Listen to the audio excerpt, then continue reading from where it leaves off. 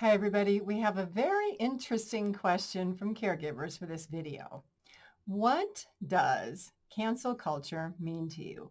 Have you even heard the term?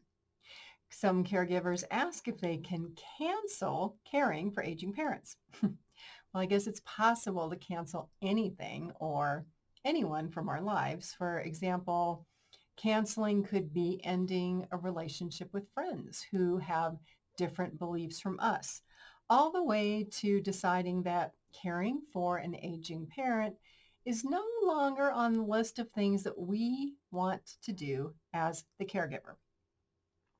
Cancel culture and the responsibility to care for aging parents means different things to different people because every situation is different. We all see life very differently, and we have the right to choose the things and the people that we want to have in our lives. The question is, are we too quick to judge others without fully understanding their feelings and perspectives?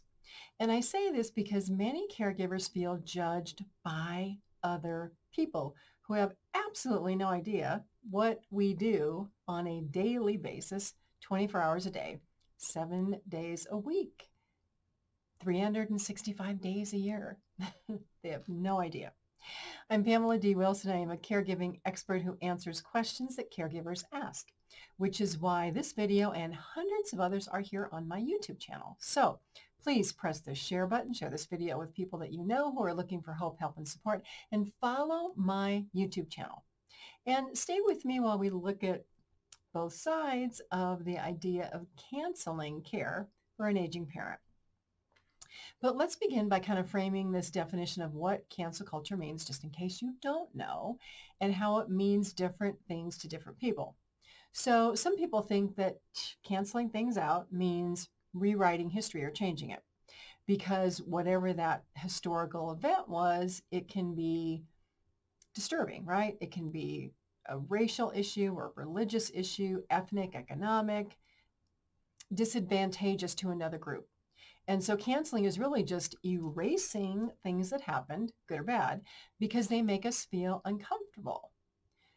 The question is, how does pretending that something didn't happen support our emotional well-being or our ability to learn or the future actions that we might take based on past experience that could be beneficial? Now, if we're the person that that bad thing happened to, the question is, can we really just choose to block the event out of our memory, pretend that it never happened? Sometimes the answer is yes. Other times those memories, traumatic, remain for a lifetime and they affect us in many, many ways.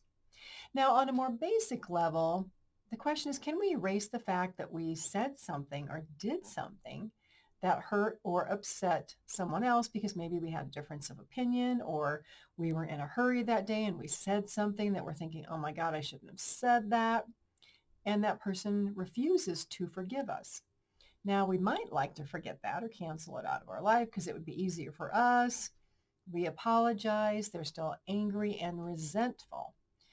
But the question really is, how can we learn from upsetting experiences, right? Well, we apologize. But then sometimes we actually have to work through, like, why did I do that? How could it be seen as wrong? We have to look at it from the other person's perspective, right? Because really, we don't want to do any intentional harm to anybody. But sometimes, let's face it, we all make mistakes. We say things that we regret. Sometimes we do things we regret. So let me just give you a couple extreme examples related to caregiving, and let's just think about these for a minute, right? So a parent who needs care is verbally abusive or physically abusive to the caregiver, a son or a daughter. Or the opposite, the caregiver abuses the parent. So in either of these situations, if the person apologizes, but they keep doing the same thing, it's pretty hard to erase or forget that that happened, right? So in those cases, what has to happen? Well, in a perfect world, both parties would have a conversation, and if one hurt the other's feelings, they would recognize it and choose to act differently. But sometimes, especially if a parent has Alzheimer's or dementia, that's not always possible. And so you can't just cancel a parent who needs care out of your life if they can't care for themselves. You have to find other care options. And then if we look back, let's say 100, 200 years, a lot of things happened in history, right? Good, bad, otherwise.